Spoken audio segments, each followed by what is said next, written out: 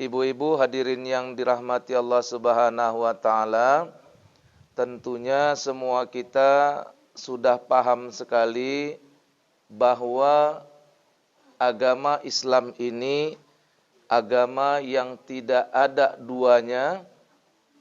Bila kita berpegang teguh kepada keduanya, berpegang teguh kepada Islam yang dihimpun dengan Quran dan hadis, maka kita akan selamat dunia dan akhirat.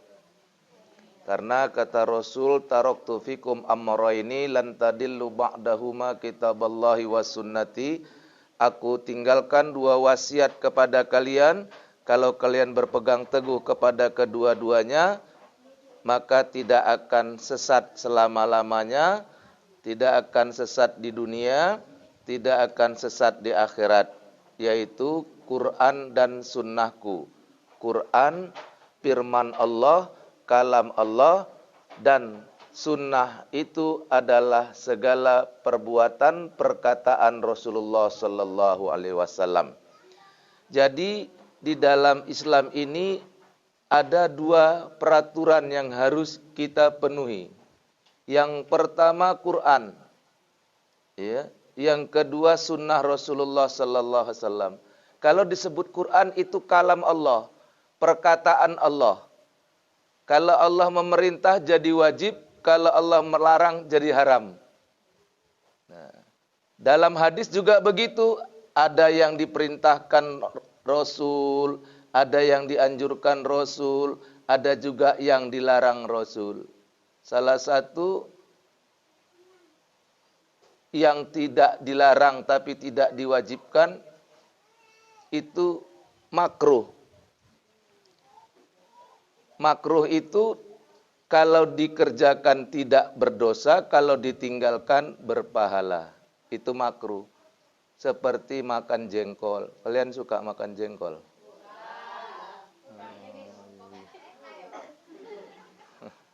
Suka makan jengkol.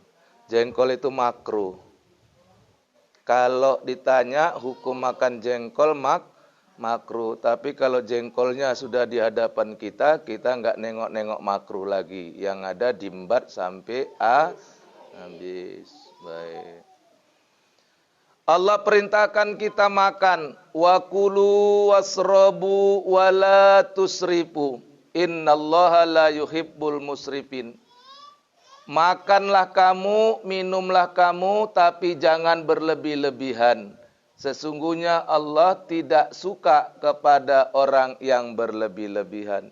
Jadi makan itu perintah Allah, Bu. Minum itu pun perintah Allah. Kalau kalian makan, kalau kalian minum karena memandang perintah Allah, maka makanmu, minummu jadi ibadah. Itu. Jadi makan itu ibadah. Kalau kamu makan itu karena ingin melaksanakan perintah Allah. Minum pun begitu. Kamu minum itu beribadah. Kalau kamu minum itu karena ingin menunaikan perintah Allah. Kulu wasrobu. Makan dan minum. Makan Allah suruh. Minum Allah suruh. Wala tusrifu, tapi jangan kamu berlebih-lebihan. Nah, kalau kamu berlebih-lebihan, haram. Makanya orang yang banyak kena penyakit itu, Bu, karena berlebih-lebihan dari makan. Kita disuruh makan. Tapi kalau kamu sudah berlebih-lebihan, maka makan itu menjadi haram. Jadi nggak usah dipantang-pantangi. Apa yang Allah halalkan, halalkan. Jangan haramkan. Tapi jangan juga haramkan apa yang Allah halalkan. Kalau kata Allah halal, halal. Kalau kata Allah haram, haram. Jangan halalkan apa yang diharamkan Allah. Dan jangan haramkan apa yang dihalalkan Allah. Nah, begitu kita kalau mau berpegang kepada Quran. Saya tanya sekali lagi. Makan hukumnya halal. Ya kan halal. Ada yang terpleset. Halram katanya, halram. Atau yang harlam. Baik. Saya ulangi sekali lagi. Lah kalau keselio soal halal haram itu keselio di lidah nggak boleh. Yang nggak boleh keselio dalam perbuatan. Nah, kalau kepleset dalam ucapan itu masih ndak apa-apa. Yang ndak boleh kepleset dalam perbuatan. Ya kan? Kalau kepleset dalam perkataan nggak apa-apa. Ya. Tapi kadang-kadang satu huruf sudah berbeda arti. Orang Islam ini kalau lihat orang berbuat jahat, berbuat jelek itu nggak boleh ngejek, tapi ngajak. Ada orang nggak sholat, jangan diejek, diajak. Ada orang nggak ikut majelis taklim begini, jangan diejek, cuman satu huruf, A sama I beda. Nah kita manungsoy ki manungsoy urip apa? Manungsoy urip. Nah, urip ya? Urip. Nah. Nah. Manungsa urip ini, orang yang hidup ini harus bisa merasa. Bisa merasa. Bukan dibalik. Merasa Nah, yuk. Bisa merasa disuruh. Tapi merasa bisa dilarang. Kan beda. Padahal katanya sama dua. Sama-sama ada kata bisa, sama-sama ada kata merasa. Tapi kalau dibalik artinya beda. Kita itu disuruh bisa merasa. Selamat hidupmu kalau kamu bisa merasa. Tapi kamu celaka hidupmu kalau kamu merasa bisa. Ini ya. Ya benar ya. Coba. Orang itu selamat hidupnya kalau bisa merasa. Kalau saya ini sakit dengarkan ucapan makian, cacian, hinaan, maka saya nggak gunakan mulut saya untuk mencaci orang, memaki orang. Saya bisa merasa, sebab kalau saya pun digitukan, saya tersinggung, saya sakit hati. Maka saya nggak menggunakan lidah saya untuk yang orang sakit hati. Selamat hidupmu. Iya. Yeah. Tapi kalau kamu merasa bisa, nah ini. Nek wong Inggris ngomong nangkene larusai. Loh itu bukan orang Inggris Ustaz. Itu orang Jawa. Salah, itu orang lu enggak percaya. Itu orang Inggris.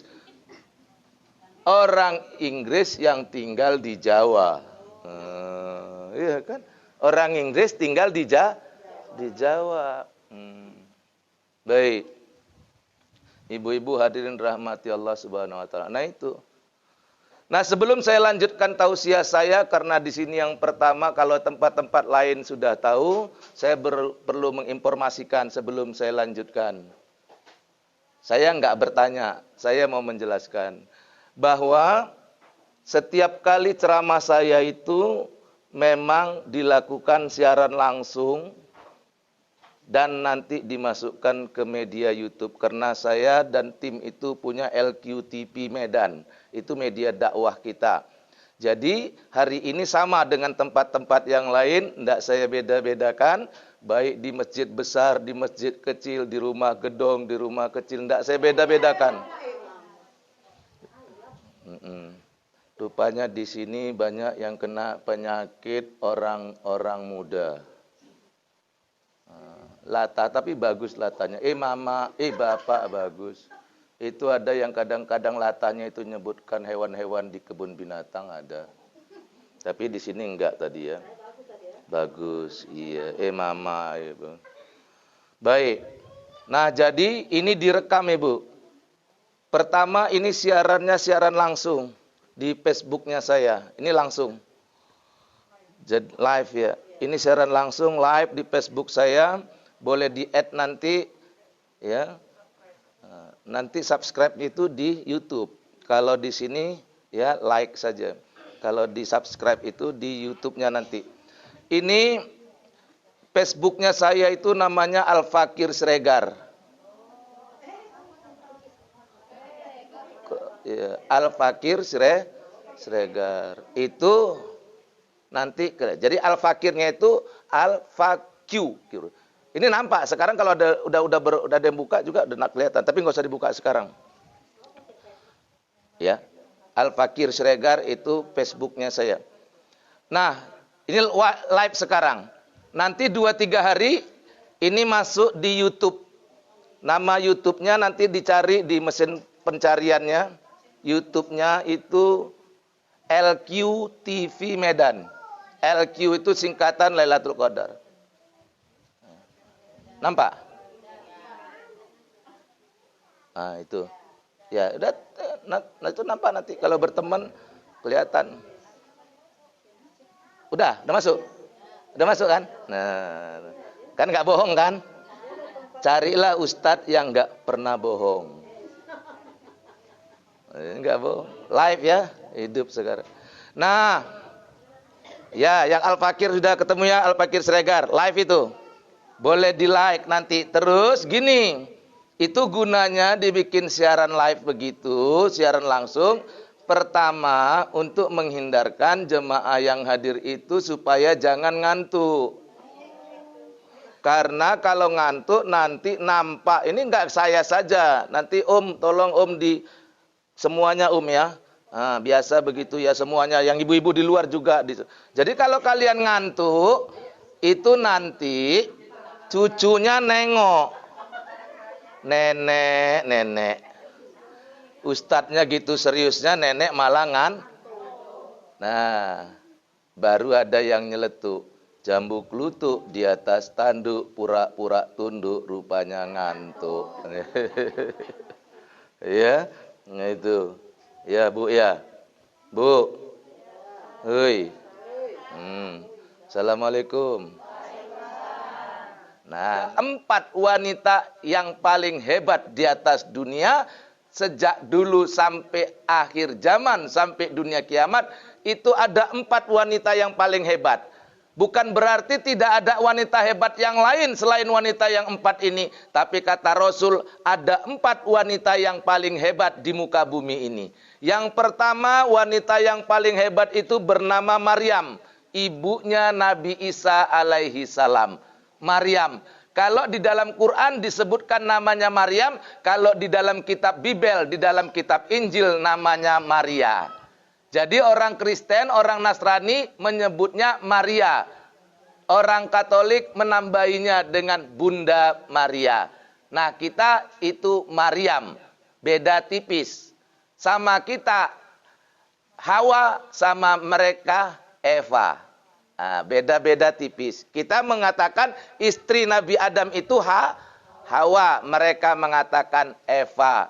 Kita mengatakan Nabi Daud, mereka mengatakan David.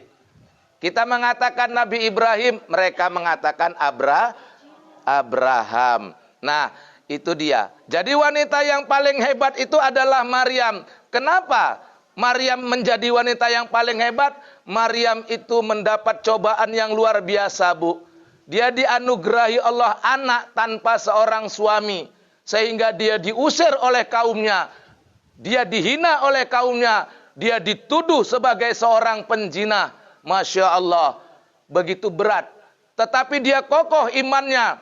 Dia tetap bergantung kepada Allah. Dan dia tidak pudar imannya. Walau dia dicaci, dihina, dan disingkirkan oleh masyarakatnya. Dibuang, ditolak, diusir dia. Tapi dia tetap kokoh. Bahkan dia melahirkan anaknya Isa alaihissalam, Isa bin Maryam. Nah, makanya Isa bin Maryam. Ndak binti. Nah, binti itu kalau anaknya perempuan. Kalau laki-laki bin. Nah, Isa bin Maryam. Tapi kalau anaknya perempuan, anaknya Maryam, baru binti Maryam. Nah, bin itu anak laki-laki, kalau binti anak perempuan. Kalau bencong salah cetak.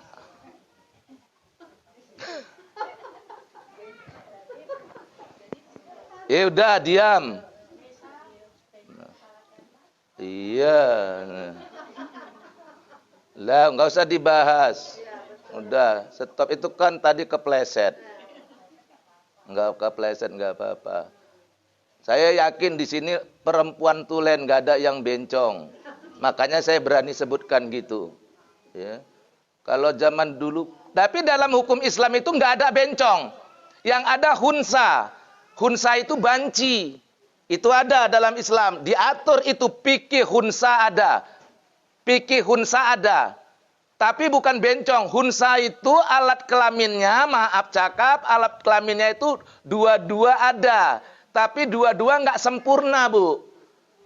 Laki-laki ada juga di situ nempel, perempuan juga tertera di situ. Cuman nggak sempur. Itu hunsa namanya. Nek bencong itu jelas total iku lanang. Cuman persifatnya keperempuanan. Makanya tenaganya lebih kuat daripada laki-laki biasa. Jangan main-main itu sama bencong itu. Nampaknya kemayu. Kalau nembak kamu dicekek sama dia. Kalau nggak bayar, maksudnya. Kalau perempuan nggak berani, coba kalau bencong nggak bayar, dicekek sama dia. Itulah bencong. Jadi nggak ada istilah fikih bencong tuh nggak ada, yang ada hunsa.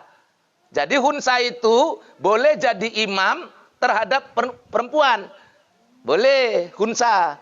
Banci boleh jadi imam. Kalau perempuan kan nggak boleh jadi imam laki-laki kan, nggak boleh. Tapi kalau hunsa boleh jadi imam perempuan. Dia jadi imam, perempuan ikut, boleh.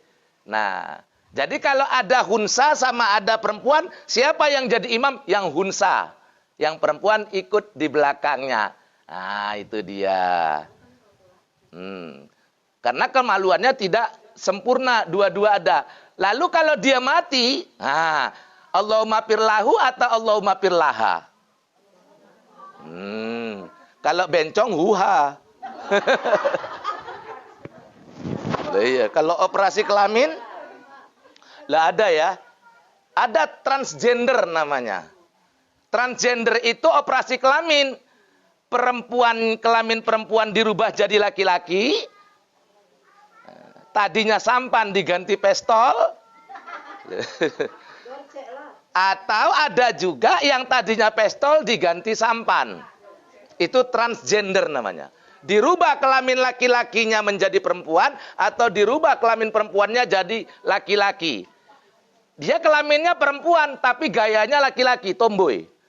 Nah, dia pergi ke dokter ahli bedah, maka dibedah kelaminnya yang perempuan dirubah jadi laki-laki. Ada pula laki-laki, tapi gayanya sifatnya keperempuanan, maka dioperasi dia, laki-laki tadi, alat kelaminnya dirubah jadi perempuan. Jadi kalau begini nanti kalau mati, Allahumma firlahu atau Allahumma firlaha. Bingung kita ya? Bingung. Nah, jadi jangan bingung. Nah, itu saya bilang tadi. Ayo. Ada orang alat kelaminnya laki-laki, terus dirubah jadi perempuan. Kita ini waktu matinya nanya sama Pak Imam. Pak Imam, macam mana? Setahu saya waktu kecil ini, waktu dia mandi telanjang hujan-hujan mandi telanjang ini lanang, Pak. Gondol-gandul ini, Pak. Tapi sekarang kok udah jadi kemayu, udah jadi bintang film, Pak. Malah udah punya kemaluan yang jadi berbeda. Udah wanita sekarang. Saya mau nyolatkan dia, Pak Imam. Ini macam mana, Pak Imam? Makanya imamnya harus punya ilmu. Kembali ke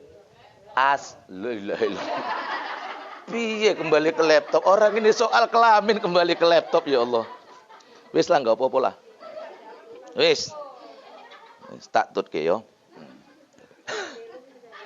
Lah iya. Saya itu saya suku Batak, tapi kiai saya bilang kowe iku sakjane wong Jawa mal. Saiki wis akeh wong suku Jawa wis jadi wong Batak. Jadi suku Jawa sama orang Jawa itu beda, Bu. Nah, saya nggak jelaskan hari ini apa bedanya suku Jawa sama orang Jawa. Karena pesan guru saya jangan dihabiskan 1 hari, nanti nggak dipanggil lah. Jadi apa bedanya orang Jawa sama suku Jawa nanti? Itu pun kalau dipanggil lagi. Wani piro.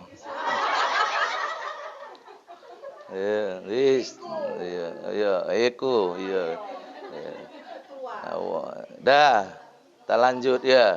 Itu ya.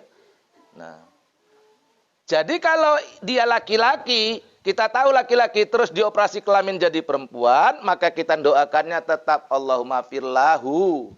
Laki-laki. Karena aslinya yang diberikan Allah dia laki-laki. Nah, perempuannya itu buatan dokter, buatan manusia. Yang berlaku adalah buatan Nah, kalau sebaliknya, dia aslinya perempuan.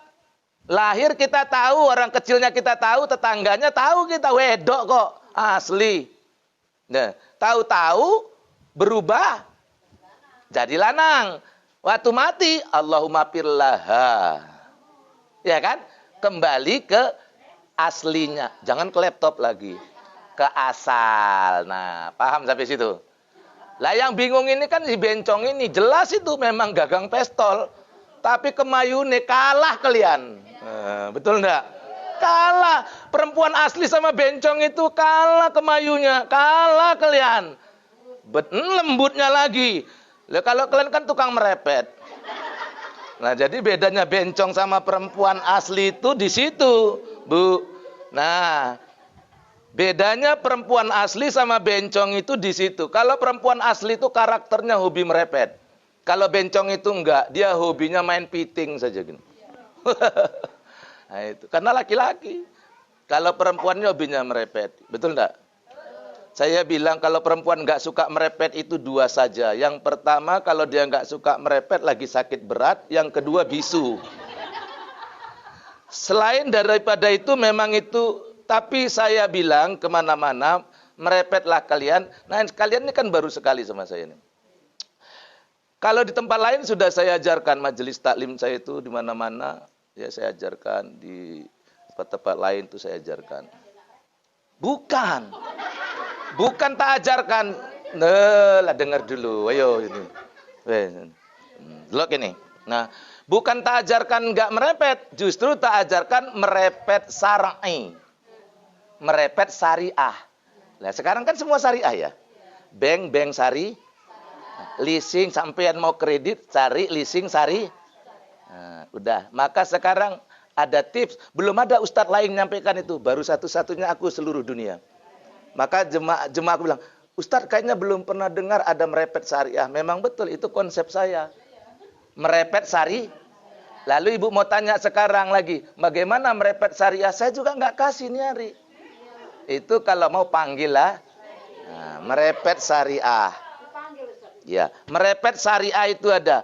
Jadi merepet itu bagi seorang wanita itu obat terampuh. Makanya di rumah sakit, di mana-mana, itu jumlah pasien sakit stroke lebih sedikit perempuan, lebih banyak laki-laki. Kenapa? Karena perempuan selalu menterapi dirinya dengan merepet. Orang yang sakit stroke itu karena marahnya nggak keluar. Marahnya terpendam. Makanya karena marahnya terpendam, jantungnya berpacu kencang, ya kan? Dan pembuluh darah tersumbat, akhirnya pembuluh darah pecah. Makanya saya bilang ke bapak-bapak, Pak, latihlah istri bapak yang nggak pandai merepet sehingga terampil merepet. Kenapa? Karena nanti kalau istrimu nggak merepet, kamu banyak keluar uang buat beli obat. Ya sakit-sakit terus. Dan biasanya perempuan yang rajin merepet itu rajin. Nah, betul Ustadz ya. Tapi kalau perempuan itu yang nggak pintar merepet itu malah turu wae kerjanya. Nggak iso merepet. Turu wae. Rain yang tangi nih. Tangi nek diganggu lagi. Baru tangi. Nggak turu wae. Iyalah nek masa laki ini wong. Ya wis. Nah itu ya. Betul kan? Itu. Jadi pandai-pandai lah merepet, nanti tak ajari satu saat. Merepet syariah, nanti tak ajari. Bagaimana itu? Nah, iya. Tapi Masya Allah, kadang-kadang manusia ini juga berlebihan. Oh, Ustadz Jamal nyampaikan ada merepet syariah, ada leasing syariah, ada bank syariah. Aku nanti pulang dari sini nyari dukun syariah. Lah nggak eneng itu, nggak ada. Nggak ada dukun syariah ya, jangan. Nggak ada dukun syariah. Itu macam-macam aja. Bodoh itu orang percaya sama dukun. Masa kok percaya sama dukun? Dukun tuh nggak ada yang betul itu. Semua nebak-nebak aja. Kita aja yang bilang orang pintar, padahal mau goblok. Lah cobalah. Kalau kalian pergi ke dukun, terus datang ke dukun, terus dukunnya kan nanya, ada apa? Sepeda motor saya hilang. Nah, udah. Kapan hilangnya? Tadi malam. Di mana hilangnya? Di teras Jam berapa hilangnya? Jam 2. Nah, berarti kan dia bodoh. Masa nanya aja? Kalau dia pinter, harusnya begitu datang, sepeda motornya hilang ya. Tadi malam hilangnya ya. Di teras ya hilangnya ya. Ini hebat Siti Hajar ini, ngelawan aja. Ngelawan. Ya wis lah, nek ngono wis teka kene ae lah. Ya dilawan aja, ustadznya enggak ada yang gitu. Ustadznya bilang gini ya. Dilawan terus. Ya udah. Responnya. Nah, iya kan, betul kan? Masa pula lah, tengok mau kemana? Mau ke tempat orang pintar. Dia malu kalau bilang ke dukun. Mau kemana? Ke tempat orang pintar. Lah zaman sekarang, Bu, ya, innallaha la yaghfiru ayyushraka bih wa yaghfiru ma duna dzalika liman yasha wa may yusyrik billahi faqad dhalla dhalalan ba'ida, kata An-Nisa. Sesungguhnya Allah tidak mengampunkan dosa syirik. Tetapi Allah mengampunkan dosa selain syirik kepada orang yang dikehendakinya. Barang siapa yang berbuat syirik, maka dia telah menempuh jalan sesat yang paling sesat. Enggak diampunkan Allah. Kalau kita tidak sholat, kemudian kita sholat, taubat kepada Allah, diampunkan Allah. Kalau kita berbuat syirik, tidak diampunkan Allah dosa kita. Kenapa? Karena orang yang berbuat syirik pada umumnya tidak taubat. Karena dia tidak merasa berbuat syirik. Lo orang mau pergi ke dukun, sholat zuhur dulu kok. Pulang dari dukun, sholat asar. Dia nggak tahu tadi perbuatannya itu kesana melangkahkan apa kata Nabi. Barang siapa yang pergi ke paranormal, barang siapa orang yang percaya kepada ucapan dukun, yang peramal, maka nggak diterima sholat dan ibadahnya selama 40 hari 40 malam. Wahyu itu nek dukuni 1. Nek dukuni 3 kali 3. 3 kali 40, 120. Nek hidupmu itu disusun bek dukun ajab. Sholat nggak diterima. Puasa nggak diterima. Waduh. Udah nggak usah. Apalagi kalau soal suami yang bandal. Justru wanita yang kehebat kedua itu, nah tak lanjutkan lagi. Wanita yang hebat yang kedua itu namanya Asyah. Tadi yang pertama namanya Maryam. Yang kedua itu Asyah. Bukan Aisyah, beda. Asyah. Asyah ini istri Fir'aun. Nah, Fir'aunnya itu kafir kepada Allah. Bukan sekedar kafir kepada Allah, bukan sekedar syirik kepada Allah, bukan sekedar tidak mau menyembah Allah, itu Fir'aun. Bahkan dia mengaku dirinya Tuhan. Tapi dia punya pendamping, dia punya istri yang soleha, yang masuk kategori perempuan yang kedua yang paling hebat setelah Maryam. Namanya Asyah, istri Fir'aun. Makanya zaman sekarang ini banyak istri-istri yang soleha lahir ada di dalam rumah tangga suami-suami yang salah. Betul enggak? Lah kalian itu perempuan harus kayak Asyah. Saya rasa enggak ada kalian yang dapat laki seperti Fir'aun. Sebandal-bandalnya laki kalian paling enggak sholat. Sebandal-bandalnya suami kalian paling enggak puasa. Saya rasa enggak ada laki kalian yang berkata akulah Tuhan. Enggak ada. Mana lebih berbahaya dengan si Asyah menghadapi suaminya Fir'aun. Ana Rabbul A'la, akulah Tuhan alam semesta. Itu kata Fir'aun. Asyah jadi istri orang yang ngaku Tuhan bisa menjadi wanita yang soleha. Maka kalau ada laki perempuan sekarang yang baru lakinya nggak pulang 3 hari kok udah doakan mati. Baru istrinya suaminya lihat laki 2 kok udah pening. Kalian tahu kenapa perempuan itu, kenapa suami laki-laki boleh punya istri 4? Saya kasih tahu rahasianya hari ini, nggak nunggu bulan depan. Kalau yang ini, laki-laki punya istri 1 boleh, 2, 3, 4 boleh. Perempuan jangankan 2, 1,5 pun nggak boleh. Itu bedanya ya. Ya 1,5. Ya kok Qur'annya gitu. Nah, permasalahannya kenapa laki-laki boleh 2, boleh 3, boleh 4. Nah, ternyata Allah itu tahu perasaan perempuan. Allah tahu perasaan perempuan. Bu, berdasarkan hasil survei, perempuan itu kalau punya madu cuma 1, artinya suaminya cuma punya istri 2, kan cuma punya madu 1. Istri pertama dimadu dengan istri kedua. Istri kedua punya madu istri pertama. Kalau cuma 2 istrinya, ini dua-dua madunya dendam. Kenapa?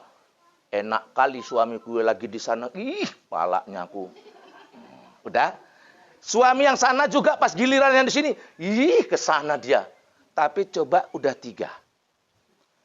Pergi ke tempat istri ketiga. Apa kata istri pertama? Enggak, aku sendiri malam ini di sini. Masih ada kawanku si Yani, istri kedua. Adakah? Ada kawan. Kurang sakit hatinya. Tambah lagi lakinya 4. Malah kurang beban lagi. Malam ini enggak cuma aku sendiri. Ada dua orang yang kawanku. Karena lakinya kan cuma bisa di tempat yang ketiga atau yang keempat. Maka ketika dia ke sana ada 3 orang. Makanya Hamjahas itu bekas dulu. Hamjahas itu dulu pernah menjabat sebagai ketua P3 dan pernah menjabat, Allahumma yarham, sudah meninggal, itu pernah juga jadi wakil presiden. Apa kata beliau? Hamjahas ya. Pernah ibu-ibu yang sleting saya ini tahu ini. Baik, apa kata Hamjahas? Laki-laki punya istri 1 itu belajar. Jadi kalau suami punya istri 1 lagi belajar punya bini itu. Nah, punya istri 2 itu kurang ajar. Nah, punya istri 1 punya istri 2 kurang ajar. Wajar 3. 4 dikejar-kejar. Nah, wis, napak 4. Semua enggak terawat. Sana uang belanja gantung, sana gantung, sini enggak cukup. Ini kan kadang-kadang yang berani istri 4 ini kan statusnya, ekonominya lebih parah daripada ustadz. Kalau ustadz ya nggak apa-apa, uangnya banyak. Udah, diam. Kok kalau udah gitu kok nyambung? Nah, kan bukan ustadz sini, kan nggak aku bilang aku. Lambemu. Wis, tekak kono ya. Nah itu. Betul nggak? Ini kan psikologi. Psikologi. Jadi wanita itu. Makanya kawan saya ada di Kementerian Agama, Pengadilan Agama. Kawan saya ada hakim di pengadilan. Kira-kira 8-6 tahun yang lalu, 8 atau 10 tahun yang lalu lah begitu.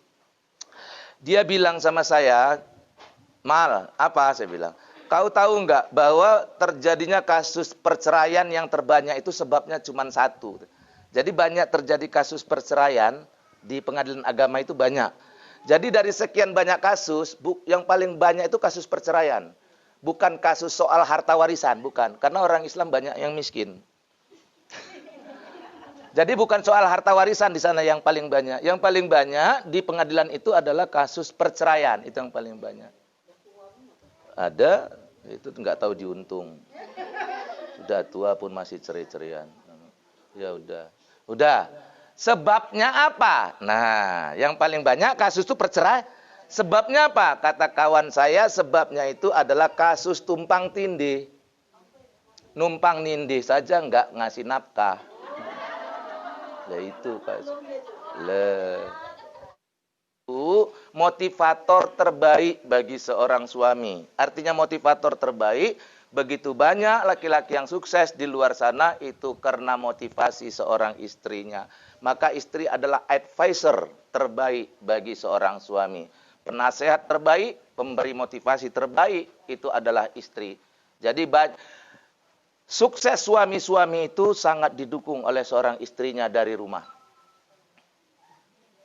Betul ya? Lah kan nggak nengok situ sih. Ya, betul enggak? Betul kan? Kau berbahagialah kau lakimu walaupun elek tapi pinter cari duit, ya kan? Iya, tapi aku lebih suka laki kau lah, walaupun laki kau nggak pandai cari duit, tapi ganteng. Wah, kata yang satu. Yang ketiga, nyamber. Masih untung kalian lah. Aku udah jelek, nggak bisa cari duit. Ini apes bener ini. Iya betul ya. Betul. Lah kadang-kadang perempuan ini ya, ini kaji saya ini, walaupun kalian guyu-guyu tapi diresapi ke hati ya. Nah, diamalkan. Walaupun ini ada nanti suaminya udahlah pulang capek-capek. Ini yang tadi udah jelek bodoh cari duit ini. Udah, kan bukan laki kalian. Ini kan laki orang sana. Lah, pulang lakinya tadi. Udah pulang-pulang, ya kan? Dek, lesu dia. Kenapa bang? Iya dek, jualan nggak laku ini hari. Jangankan untung, modal pun nggak balik dek. Udah lau nggak balik duitnya dek. Ban bocor pula dek.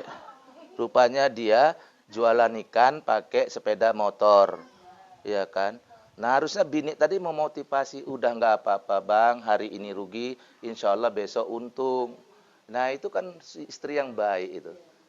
Nah nggak apa-apa bang, nggak apa-apa, ya. Tapi bini yang ini tadi, yang salah ini tadi, alah memang dasar lagi goblok, jualan nggak pernah untung, ya kan? Coba, udahlah suami rugi, capek pulang-pulang, digoblok-goblokin. Apa enggak suami ini mau bunuh diri aja coba. Nah. Ya kan tak suruh kan merepet syariah, itu kan bukan. Itu kan bukan merepet syariah. Nah, udah diam. Nanti yang kedua. Jadilah istri yang udah bang, enggak apa bang, jangan takut bang. Istri yang soleha itu ada 10. Saya nggak sampaikan 10, paling 1, 9-nya panggil lagi. Yang salah satu, istri yang soleha itu, ya kan, indah dipandang suami. Suaminya seneng kalau nengok istrinya. Makanya berhias itu hukumnya wajib untuk suami. Memakai perhiasan wajib untuk suami, memakai makeup wajib untuk suami, memakai parfum wajib untuk suami.